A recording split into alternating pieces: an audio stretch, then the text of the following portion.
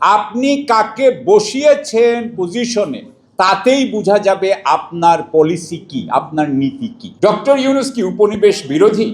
কারণ আমি ডক্টর ইউনূসকে আমার খুশি করতে হবে না, আল্লাহকে যদি খুশি করতে পারি দ্যাট ইজ ইনাফ, রাইট? আর অন্য কোনো খুশি করার দরকার নাই। আপনার বিডিআর হত্যা, যেই হত্যার মাধ্যমে বাংলাদেশের সেনাবাহিনীকে ধ্বংস করে দেওয়ার যে প্রয়াস হয়েছিল, যে ষড়যন্ত্র হয়েছিল, সেটাও কিন্তু নাই। আপনি জানেন যে সেই সময় শাপলা চত্বরে যেটা হয়েছে সেটাও নাই।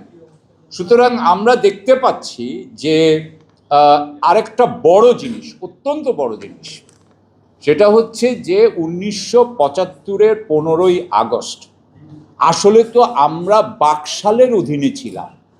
এই বাকশাল যদি পরিবর্তন করা না হইতো তাহলে আজও আমরা বাকশালের অধীনেই থাকতাম।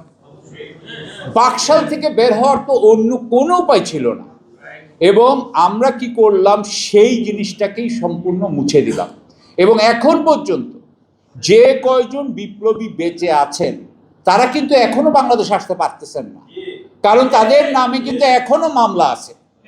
এই সরকার কিন্তু এখন পর্যন্ত এই বিপ্লবীদেরকে সেই সম্মান তো দেয় নাই, বরং এই বিপ্লবীদের উপরে যে নিপীড়ন ছিল সেই নিপীড়ন কিন্তু এখনো চলছে।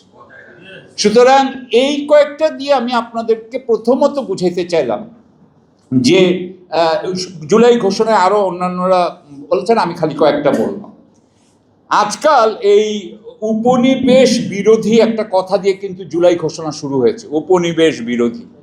আমাদের এখানে বর্তমান উপদেষ্টা যারা আছেন তাদেরকে কি আপনার উপনিবেশ বিরোধী মনে হয়? উপনিবেশ বিরোধী? খলিলুর রহমান সাহেব কি উপনিবেশ বিরোধী? ডক্টর ইউনূস কি উপনিবেশ বিরোধী?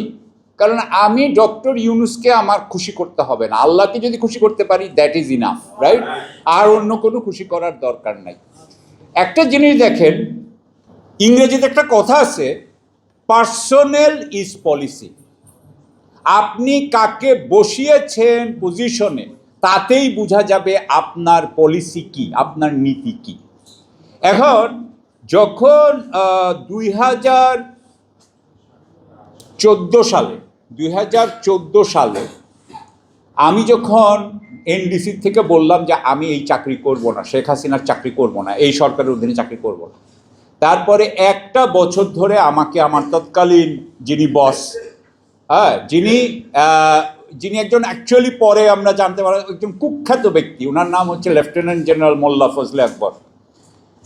উনি ছিলেন বিডিআরের সময় ডিজিএফআই, এবং ওনার সময়ই কিন্তু আসলে প্রথম আর্মির অফিসারদেরকে ধরে ধরে আয়না ঘরে নিয়ে অত্যাচার শুরু হয়, if I am not mistaken.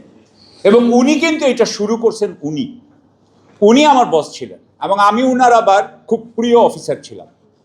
তো আমি যখন বললাম যে আমি চাকরি ছেড়ে দিব, আমি এই চাকরি করব না, তখন উনি আমাকে 1 বছর ধরে ঠেকিয়ে রাখলেন যে না সাকিব তুমি যেতে পারবা না, ওদের। তো আমি আলটিমেটলি গেলাম। যখন আমি আলটিমেটলি বলছি, চিঠি দিলাম পররাষ্ট্র মন্ত্রণালয়কে 2014 সালের 4 সেপ্টেম্বর, তখন আমাকে কিছুদিন ধরে রাখা হলো। 2015 সালের জানুয়ারিতে তৎকালীন পররাষ্ট্র সচিব, বর্তমানে বোধহয় জেএনইউর বঙ্গবন্ধু অফিসার, বঙ্গবন্ধু চেয়ার জনাব শহীদুল হক, উনি এখন দিল্লিতে আছেন, তিনি তখন আমাকে বললেন যে সাকিব তুমি এই চিঠিটা আমি দেখি নাই, তোমার এই চিঠি আমি দেখতে চাই না, তুমি রাষ্ট্রদূত হয়ে ডেনমার্কে চলে যাও। আমি বললাম যে আমি এই সরকারের অধীনে চাকরি করব না, সুতরাং আমি যেটা লিখেছি, যেটা পত্রে আছে, সেই পত্রের এইটাই আমি উইথড্র করি না। আমি একবার একটা কিছু লিখলে এটা আমি উইথড্র করি না। ফলে ওই সময় আমার শেষ হলো, এবং 24শে মার্চ 2015 সালে আমার পদত্যাগপত্র গৃহীত হলো।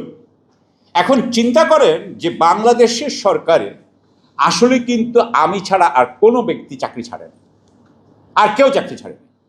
তো এইটা কি তৌহিদ হোসেন সাহেব, এটা কি পররাষ্ট্র মন্ত্রণালয় জানে না? অবশ্যই জানে, সবাই জানে। কিন্তু তাহলে এই কথাটা কেন গোপন করা হয়? কারণ তারা চায় যে ভবিষ্যতে যাতে আর কোনোদিন কোনো আমলা জনগণের পক্ষ হয়ে চাকরি না ছাড়ে। এটা মনে রাখবেন, সুতরাং এইটাকে আটকিয়ে রাখো। এবং যারা এই শেখ হাসিনার পক্ষে কাজ করেছে, আপনি শুনেছেন অনেকেই যাদেরকে বলেছে বঞ্চিত কর্মকর্তা, অর্থাৎ তারা চাকরি করতে কিন্তু চেয়েছিলেন কিন্তু তাদেরকে বের করে দেওয়া হয়েছে। তারা কিন্তু অন্য জিনিস, তারাই কিন্তু যে এখন সব জায়গায় অনেক জায়গা দখল করেছে।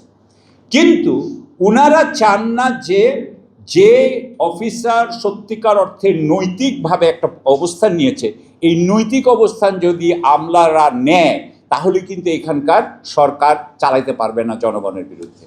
এই জন্যই কিন্তু তারা এটা আটকে রেখেছে।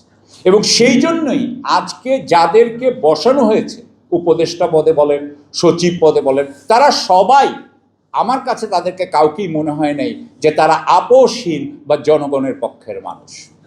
এবং এইটা যদি হয়ে থাকে, এইটাই যদি আপনি যদি এই ধরনের লোককে বসান, এই ধরনের লোককে বসিয়ে এই ধরনের পলিসি চান, তাহলে কিন্তু আপনি জুলাই ঘোষণা যেরকম পেয়েছেন এরকমই পাবেন।